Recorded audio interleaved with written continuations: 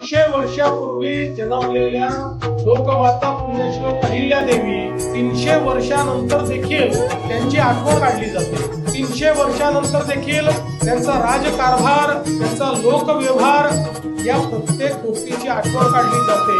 आपला धर्म आणि आपली संस्कृती जिवंत करण्याचं काम हे या ठिकाणी अहिल्यादेवींनी केलं. आज ज्यावेळी आम्ही ज्योतिर्लिंगांना जाऊन त्यांचं दर्शन घेतो त्यावेळी खऱ्या अर्थानं अहिल्या मातेचे आभार मानले पाहिजेत की त्यांच्यामुळे आज या स्वरूपामध्ये आम्हाला ही ज्योतिर्लिंग पाहायला मिळत आहे.